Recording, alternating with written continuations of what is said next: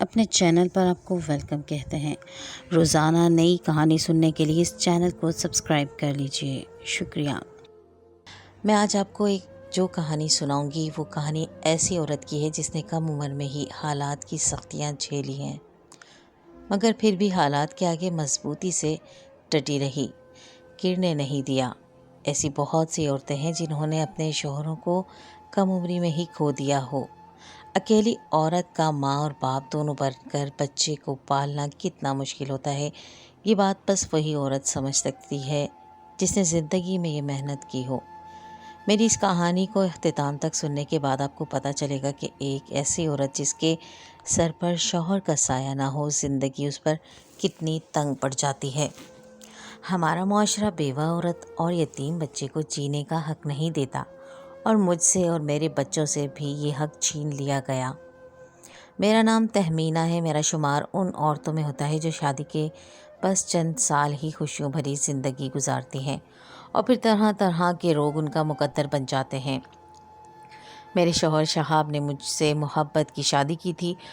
ان کے گھر والے اس رشتے پر بالکل بھی راضی نہیں تھے، کیونکہ میرا تعلق غریب گھرانے سے تھا اور یہی میرا گناہ تھا۔ میرے شوہر نے گھر والوں سے لڑ کر نہ صرف مجھے اپنی زندگی کا حصہ بنایا بلکہ اپنے گھر بھی عزت دلانے کی بھرپور کوشش کی۔ جب تک میرے شوہر گھر پر موجود ہوتے ان کی ماں بہنیں میرے ساتھ شکر سے بھی زیادہ شیریں ہوتی، اور جیسے ہی وہ گھر سے باہر جاتے میری ساس اپنی کڑوی زبان سے میری زندگی میں زہر گھولنے لگتیں اور نندیں مجھے پریشان کرنے کا کوئی موقع ہاتھ سے نہیں جانے دیتی تھیں۔ شادی کے پہلے ہی ماں میں حاملہ ہو گئی تھی تو میری ساس نے طرح طرح کی باتیں بنانا شروع کر دی کہ میں تو پہلے سے ہی حاملہ تھی، بد کردار تھی، میں نے ان کے معصوم بیٹے کو اپنے جال میں پھنسایا تھا تاکہ جلد سے جلد اس سے شادی کر کے اپنے دامن کے داغ کو چھپا سکوں، اور پتہ نہیں کیا کچھ وہ میرے کردار کے حوالے سے کہتی چلی آ گئیں، جبکہ اس بات میں کوئی سچائی نہیں تھی۔ میری کوکھ میں جو اولاد تھی وہ میرے شوہر کی ہی تھی، لیکن میری ساس نے سارے زمانے کے آگے ایسے الزام مجھ پر لگائے تھے کہ میری روح تک زخمی ہو جائے، مگر میرے کانوں میں انگلیاں ٹھوس لی تھیں، کیونکہ مجھے پتا تھا یہ باتیں بس چند روز کی ہیں، پھر جیسے ہی میرے شوہر گھر لوٹیں گے وہ سب کے منہ بند کرائیں گی۔ ویسے بھی ان کے ہوتے کسی کی مجال نہیں ہوتی تھی کہ مجھے پریشان کرے یا میرے کردار پر انگلی بھی اٹھائے۔ میرے شوہر کسی کاروباری کام سے دوسرے شہر گئے ہوئے تھے اور انہیں میرے حاملہ ہونے کی خبر نہیں تھی۔ میں نے سوچا تھا کہ وہ لوٹ کر آئیں گے تبھی میں انہیں یہ خبر سناؤں گی اور پھر وہی اپنی ماں کو بتائیں گے کہ یہ بچہ ان کا ہے، لیکن قسمت نے ایسی نوبت نہیں آنے دی تھی اور میرے شوہر لوٹ کر نہیں آئے تھے بلکہ ان کا جنازہ گھر لوٹا تھا۔ گھر میں کوہرام سا مچ گیا تھا۔ مجھے تو اپنی آنکھوں پر ہی یقین نہیں آ رہا تھا، اور پھر اچانک ہی میری ساس نے مجھے چوٹی سے پکڑ کر پیٹنا شروع کر دیا۔ نہ جانے وہ میرے بارے میں کیا کیا مغلظات بک رہی تھی اور میں آنکھیں پھاڑے اپنی ساس کو دیکھ رہی تھی۔ پھر میری دونوں نندوں نے بھی مجھے گالیاں اور بددعائیں دینا شروع کر دی۔ وہاں موجود لوگوں نے بڑی مشکل سے مجھے میری ساس کے چنگل سے بچایا تو میری ساس روتے ہوئے کہنے لگی کہ میرے بیٹے کو پتہ چل گیا تھا کہ اس کی بیوی کسی اور کے بچے کی ماں بننے والی ہے، اسی لیے وہ بیچارہ اس دنیا سے ہی چلا گیا۔ یہ سب اس کی وجہ سے ہوا ہے، اس کی نحوست ہے میرے بیٹے کو مار ڈالا ہے۔ مجھے تو اپنے کانوں پر یقین نہیں آ رہا تھا۔ میری ساس جھوٹ پر جھوٹ بول رہی تھی اور وہاں موجود لوگ کانوں کو ہاتھ لگائے مجھے ایسے دیکھ رہے تھے جیسے واقعی میں نے کوئی گناہ کر دیا ہو۔ مجھ پر سختہ طاری ہو گیا تھا۔ میں اپنے حق میں ایک لفظ بھی نہ کہہ سکی تھی اور میری خاموشی نے میرے دامن کو پوری طرح داغدار کر دیا تھا۔ میرے شوہر کا جنازہ بھی نہ اٹھا تھا اور مجھے گھر سے باہر نکال دیا گیا تھا۔ جب مجھے ہوش آیا اور میں نے چیخنا چلانا شروع کیا تو لوگوں نے میرے بارے میں ہی باتیں بنانا شروع کر دی کہ دیکھو اب گھر میں رہنے اور اپنے گناہ کی پوٹلی کو مرحوم شوہر کا نام دینے کی خاطر ہی ڈرامہ کر رہی ہے۔ غرض جتنے منہ اتنی باتیں، میرے دامن میں سوائے کانٹوں کے اور کچھ نہ بچا تھا۔ میں سسرال سے بے آسرا ہو کر اپنے گھر پہنچی تو وہاں بھی میری بھابھیوں نے مجھے ٹکنے نہ دیا۔ وہ کہنے لگیں کہ جو اپنے شوہر کو کھا گئی وہ ہمارے گھر کو بھی کھا جائے گی۔ یہ منحوس ہے، مشکل سے تو اتنی غربت میں اس منحوس بوجھ سے جان چھڑائی تھی، اب یہ پھیرا پہنچی۔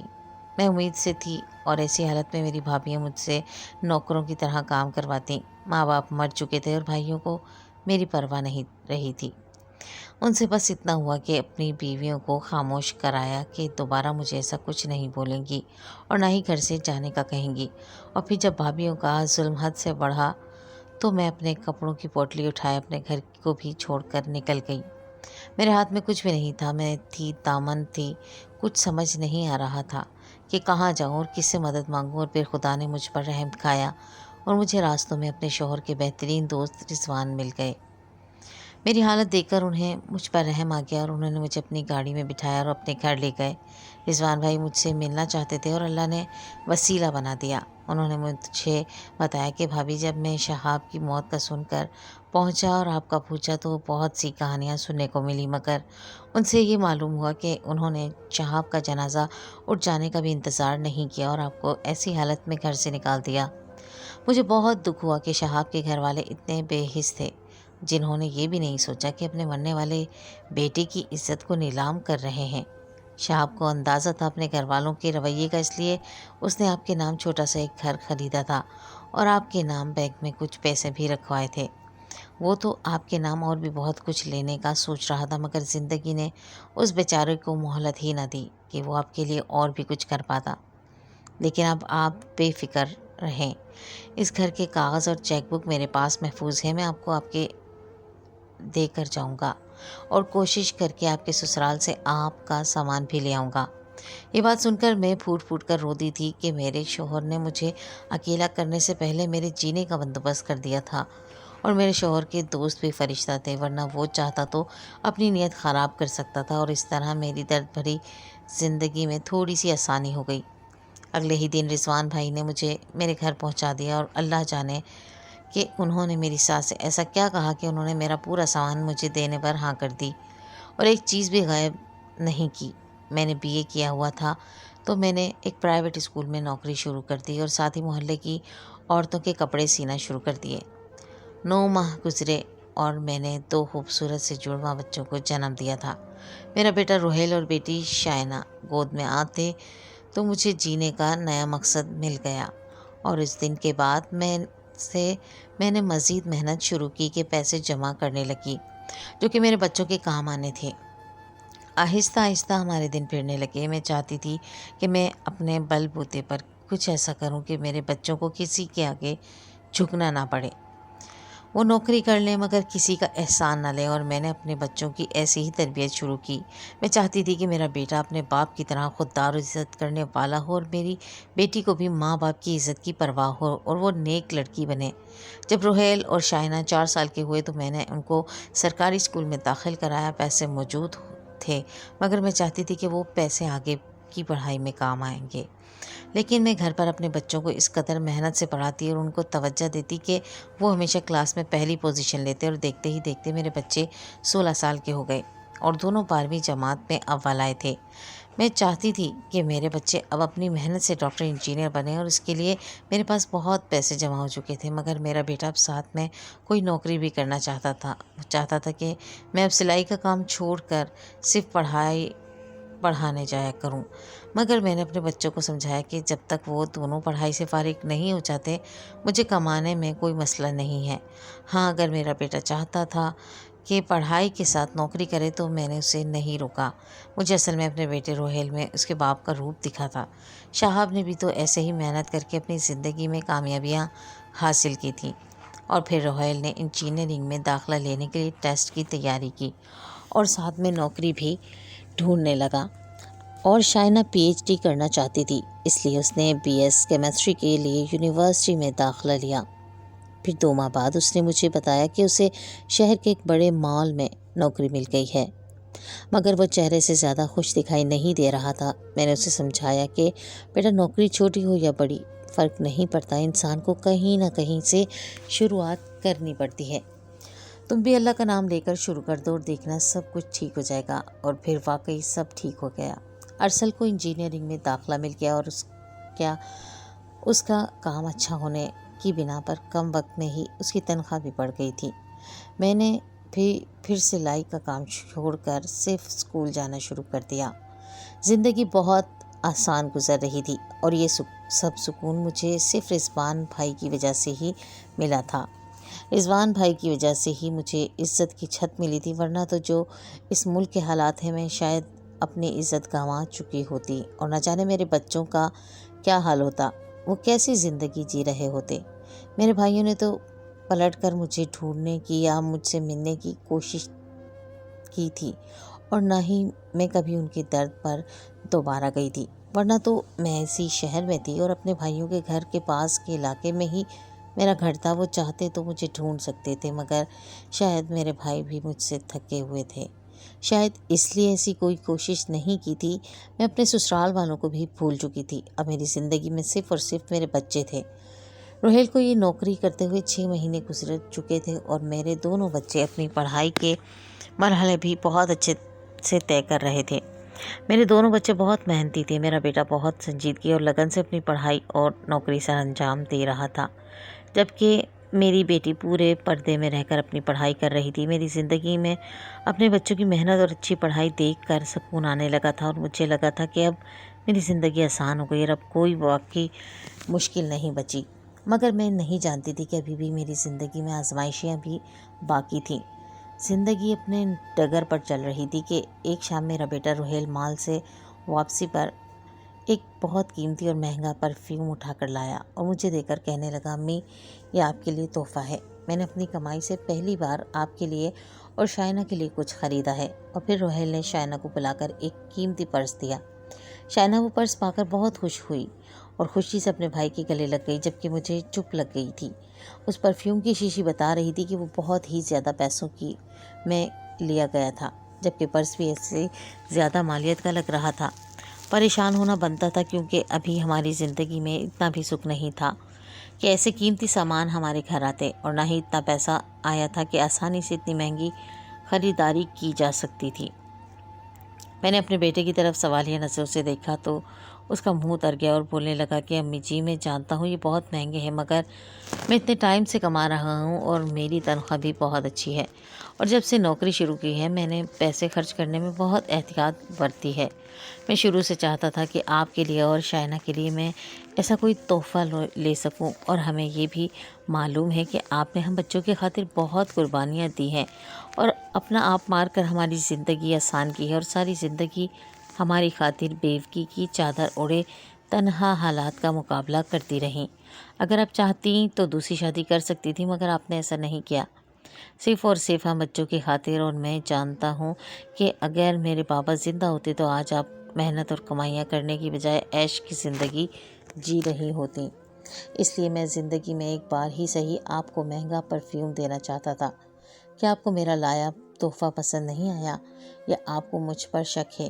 اس لمحے میں نے دیکھا کہ میرا بیٹا اتنا جوان ہو گیا ہے کہ اپنی ماں اور بہن کی فکر کرنے لگا تھا، اور ہماری زندگی میں خوشیاں لانے کی کوششیں کرنے لگا تھا۔ اب بھی وہ بہت اداسی سے شکل اور آنکھوں میں نمی لیے میری طرف دیکھ رہا تھا۔ مجھے اپنے بچوں پر بہت پیار آیا کہ انہوں نے میری محنت کا بہت ہی اچھا صلہ دیا ہے، اور اب میں اپنے بیٹے کا دل نہیں دکھانا چاہتی تھی۔ اس لیے میں نے اپنے بیٹے کا ماتھا چوما اور بولی کہ کیوں نہیں، مجھے بہت اپنے بچوں کا دیا ہوا تحفہ بہت پسند آیا، بس اچانک سے ایسا مہنگا تحفہ ملا نا تو اس لیے پریشان ہوئی۔ مجھے تم پر فخر ہے میرے بچے۔ میری آنکھوں میں آنسو جھلملانے لگے تھے، کیونکہ میں ایک ایسی عورت تھی جس نے اکیلے اپنے بچوں کو پروان چڑھایا تھا، اور اب جب میرا بیٹا زندگی میں کسی قابل ہو گیا تو میں کیوں نہ خوش ہوتی۔ مجھے تو اپنی زندگی بھر کی محنت اور صبر کا صلہ مل گیا تھا۔ میرا بیٹا اب اکثر میرے لیے اور اپنی بہن کے لیے کوئی نہ کوئی تحفہ یا کھانے پینے کی سامان لاتا۔ میں منع کرتی تو کہتا، امی جی آپ مت رکیں، مشکل سے تو ہمارے دن پھرے ہیں اور میری تنخواہ بھی اچھی ہے، تو آپ فکر مت کریں اور مجھے مت روکا کریں۔ دیکھیں تو صحیح میرے لائے گئے تحفوں سے شائنہ کس قدر خوش رہنے لگی ہے۔ یہ تھا بھی سچ، میری بیٹی بہت خوش رہنے لگی تھی۔ ہر لڑکی کی طرح شائنہ کی بھی چاہت تھی کہ اس کا باپ ہو جو اس کی خواہشیں پوری کرے، اس کے لاڈ اٹھائے، مگر حالات کی ستم ظریفی کہ میری بیٹی کے نصیب میں یہ حسرت لکھی تھی۔ اب جب کہ اس کا بھائی باپ کی اس کمی کو پورا کر رہا تھا تو شائنہ کا خوش ہونا بنتا تھا، اور اپنے بچوں کی خوشی میں خوش رہنے لگی۔ زندگی اپنے معمول کے مطابق گزر رہی تھی، سب کچھ اپنے معمول پر تھا، مگر کچھ روز سے میں اپنی بیٹی میں تبدیلی دیکھ رہی تھی۔ وہ جب بھی یونیورسٹی سے گھر آتی تو سیدھا اپنے کمرے میں چلی جاتی، اکثر سلام کرنا بھی بھول جاتی۔ ایسا لگتا کہ جیسے کسی گہری سوچ میں مصروف ہے اور وہ بہت چپ چپ اور خاموش رہنے لگی تھی۔ اور میرے لیے یہ سب نیا تھا، کیونکہ شائنہ کی عادت تھی وہ جب بھی یونیورسٹی سے واپس گھر آتی تو مجھے گلے لگا کر سلام کرتی اور پھر میرے پاس صحن میں پڑے تخت پر بیٹھ کر اپنے سارے دن کی رودات سناتی تھی۔ شائنہ کی عادت تھی وہ مجھے جب تک ایک ایک بات اور ایک ایک لمحہ کی رودات بتانا دیتی اس کو سکون نہیں ملتا تھا، مگر اب کچھ دنوں سے ایسا نہیں ہو رہا تھا۔ وہ میرے پاس بیٹھنے سے گریز کرتی، ایسا لگتا تھا کہ وہ جان کر میرے پاس نہیں بیٹھ رہی تھی کہ کہیں مجھے اس سے کوئی ایسی بات نہ پتہ چل جائے۔ مجھے شائنہ کی یہ حرکت چونکا رہی تھی۔ کہیں ایسا تو نہیں تھا کہ شائنہ کسی غلط کام میں لگ گئی تھی یا پھر اس کا کسی لڑکی کے ساتھ چکر چل رہا تھا۔ غرض طرح طرح کی سوچیں تھیں جس نے مجھے بے حد پریشان کر رکھا تھا۔ جوان بیٹی پر سختی نہیں کر سکتی تھی، اور یہ بات ایسی تھی کہ میں اپنے بیٹے روحیل سے بھی ذکر نہیں کر سکتی تھی، مگر مجھے سمجھ نہیں آ رہی تھی کہ میں اپنی بیٹی کی سرگرمیوں پر کیسے نظر رکھوں۔ آج مجھے اپنے شوہر کی بے حد یاد آئی تھی۔ آج اگر وہ ہوتے تو کوئی نہ کوئی حل ضرور نکال لیتے، اور کوئی ایسا میری زندگی میں نہیں تھا۔ جب روحیل کے بارے میں میرا ایک ہی خیال تھا کہ کچھ بھی ہو جائے اس کو شائنہ کے بارے میں ایسا کچھ نہیں بتاؤں گی، کیونکہ بھائی کے بارے میں میرا تجربہ بہت برا رہا تھا۔ کچھ دن پریشان رہی اور اپنی بیٹی کی حرکات پر غور کرتی رہی، مگر جب کچھ سمجھ نہیں آیا تو ایک روز شائنہ کو اپنے پاس بلا کر پیار سے بات کی اور پوچھا کہ اگر اس کو کوئی بات پریشان کر رہی ہے تو مجھے بتائے۔ تب شائنہ چونک گئی اور فوراً سے مجھے کہنے لگی، امی جیسا آپ سوچ رہی ہیں ایسا کچھ بھی نہیں ہے، آپ میری طرف سے بالکل بھی پریشان نہ ہوں بلکہ بے فکر رہیں۔ مجھے بس ایک بات پتہ چلی ہے جو کہ ابھی تک ثبوت نہیں ملا کہ وہ بات سچ ہے یا جھوٹ۔ اللہ کرے جو میں نے سنا وہ جھوٹ ہو، پھر بھی ایک بار بات پکی ہو جائے پھر سب سے پہلے آپ ہی کو بتاؤں گی۔ ابھی آپ پریشان نہ ہوں اور بس صحیح وقت کا انتظار کریں۔ اور پھر کچھ روز بعد شائنہ کے ذریعے مجھے جو بات پتہ چلی تھی اسے سن کر میرا سر گھوم گیا، اور مجھے لگا کہ اب میں اپنے پیروں پر کھڑی نہیں رہ پاؤں گی۔ میرا بیٹا میرے ساتھ اسے کیسا کر سکتا تھا؟ میں نے تو اس کی تربیت اور پرورش میں کوئی کمی نہیں چھوڑی تھی۔ ہزاروں تکلیفوں کے باوجود بھی اسے حلال لقمہ کھلایا تھا، اور میرا وہی بیٹا میرے ساتھ اتنا بڑا کھیل کھیل رہا تھا۔ میں اپنی جگہ چکرا کر بیٹھ گئی تھی اور میری آنکھوں سے زاروں قطار آنسو بہہ رہے تھے۔ مجھے یقین نہیں آ رہا تھا کہ مجھے کسی اور نے نہیں بلکہ میرے اتنے پیارے اور فرمانبردار بیٹے نے دھوکہ دیا ہے۔ میرے بھروسے کو چکنا چور کرنے والا وہ ہے جسے پیدا کرنے کے بعد سے لے کر آج تک میں نے اچھے اور برے کی تمیز سکھائی۔ مجھے لگ رہا تھا کہ میری عمر بھر کی ریاضت بیکار گئی تھی، کیونکہ میرا بیٹا ایک غلط راستے کا مسافر بن گیا تھا۔ شائنہ دکھ سے مجھے دیکھ رہی تھی، وہ بھی میری طرح پریشان تھی۔ پھر مجھے کہنے لگی کہ امی میں آپ کو پریشان نہیں کرنا چاہتی تھی، مگر آپ کو بتانے کے علاوہ اور کوئی راستہ نہیں تھا۔ اب آپ خود کو سنبھالیں اور کوئی راستہ ڈھونڈیں، اور ہو سکے تو انکل رضوان سے رابطہ کریں، وہ ضرور کوئی راستہ نکالیں گے۔ میں اپنی بیٹی کو پریشان نہیں کرنا چاہتی تھی، اس لیے میں نے بہت مشکل سے خود کو سنبھالا تھا اور کمرے میں آ کر بیٹھ گئی تھی۔ نہ کھانے کا ہوش تھا نہ پانی کا۔ اور پھر شام گئے جب میرا بیٹا گھر لوٹ کر آیا تو آج پھر اس کے پاس ایک مہنگا سا جوڑا تھا جو وہ میرے لیے لایا تھا۔ اس نے وہ جوڑا میری طرف بڑھایا اور بولا، امی یہ آپ کے لیے۔ میں نے آنسو چھلکاتی آنکھوں سے اپنے بیٹے کو دیکھا، جس کے ساتھ میں نے کبھی سختی سے بات تک نہ کی تھی، اور آج ایک زوردار تھپڑ اس کے چہرے پر مارا۔ کچھ دیر تک وہ حیرت اور بے یقینی سے مجھے دیکھتا رہا اور پھر مجھ سے پوچھنے لگا، امی کیا ہوا ہے؟ ایسا کیا ہوا مجھ سے جو آپ نے مجھے تھپڑ مارا؟ اور میں نے روتے ہوئے اس سے پوچھا کہ کب سے بیچ رہے ہو نشہ؟ کب سے ان معصوم لڑکے لڑکیوں کو نشے کا عادی کر کے حرام کما رہے ہو؟ تم نے تو مجھے سیدھا سادہ سمجھ کر بے وقوف بنانا چاہا، لیکن قسمت نے میری آنکھوں پر بندی پٹی اتار دی۔ اب تم ہی بتاؤ یہ سب کیا ہے، اور تم نے میرے ساتھ اتنا بڑا دھوکہ کیوں کیا؟ کیا تمہیں اپنی ماں کی عزت کا ذرا بھی خیال نہ رہا؟ تم نے ایک دفعہ بھی نہیں سوچا کہ جب یہ بات مجھے پتہ چلے گی کہ تم کیا کرنے پھر رہے ہو مجھے کتنی تکلیف ہوگی؟ میری بات سن کر روحیل نے بہت عجیب نظروں سے مجھے دیکھا اور کہنے لگا، امی یہ معاشرہ بہت ہی خود غرض ہے۔ یہاں آپ جیسی بیوہ اور میرے اور شائنہ جیسے یتیم को कोई बिला सबब सहारा नहीं देना चाहता। अगर ऐसे में मैंने अपना मुस्तकबिल बनाने के लिए कोई कदम उठाया है तो आप मुझे कैसे गलत कह सकती हैं?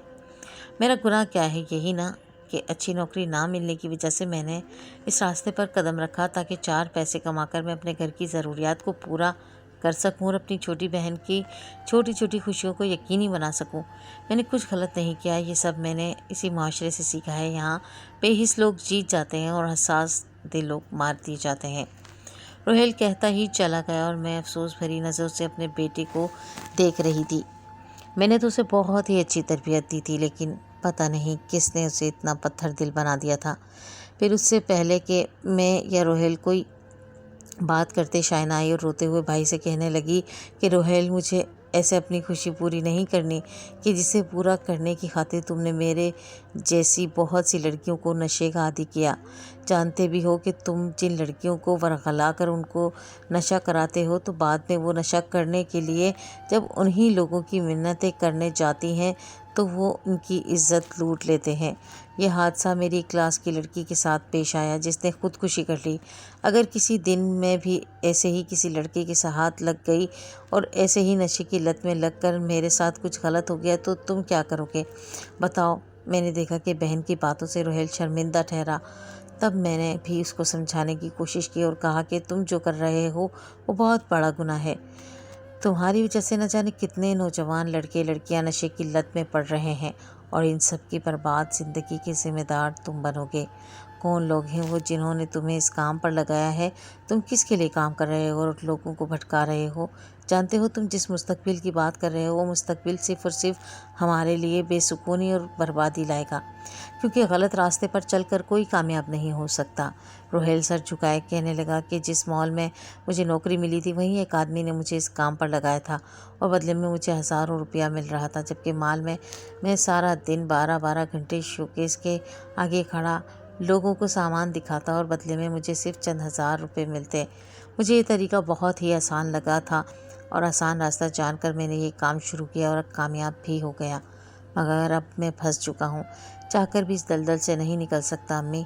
रोहेल रोने लगा था। मैंने उसे दिलासा दिया और कहा कि इसकी तुम फिक्र ना करो, मैंने रिजवान भाई से बात कर ली है। तुम उनके साथ जाकर पुलिस को सारा बयान दो और उस शख्स को गिरफ्तार करवा दो जिसने न जाने तुम्हारी उम्र के कितने बच्चों की ज़िंदगी तबाह की है। इलाके का एसपी रिजवान भाई का दोस्त है, इसलिए उन्होंने मुझे कहा कि मैं फ़िक्र ना करूं, रोहेल को कुछ नहीं होगा। मैंने बेवकी में बड़ी मुश्किल से तुम दोनों को पाला है और मैं ही जानती हूँ कि एक अकेली माँ के लिए औलाद को पालना कितना मुश्किल होता है। मैं नहीं चाहती कि तुम्हारे जैसा कोई दूसरा रोहेल इस नशे में मुब्तला हो या शायना जैसी कोई बेटी खुदकुशी करे और इसकी माँ जीते जी मर जाए। रोहेल मेरी बात समझ गया था, इसलिए अगले रोज़ रिजवान भाई की मदद से पुलिस स्टेशन में अपना बयान दिया और फिर उसकी निशानदही पर वो आदमी पकड़ा गया जो अकेला नहीं था बल्कि उसके पीछे एक बहुत बड़ा गुरु काम कर रहा था।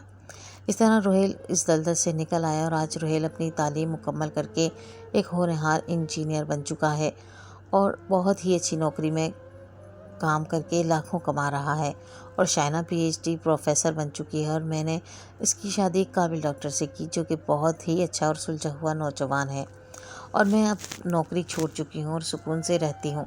हम बहुत ज़्यादा खुशी ज़िंदगी गुजार रहे थे और फिर एक दिन रिजवान भाई हमसे मिलने आए थे। उन्होंने मुझे बताया कि मेरे दोनों नंदों की एक ही घर में शादी हुई। दोनों भाई बहुत जालिम हैं और बेरहम हैं। उनकी सास बहुत करख्त औरत है।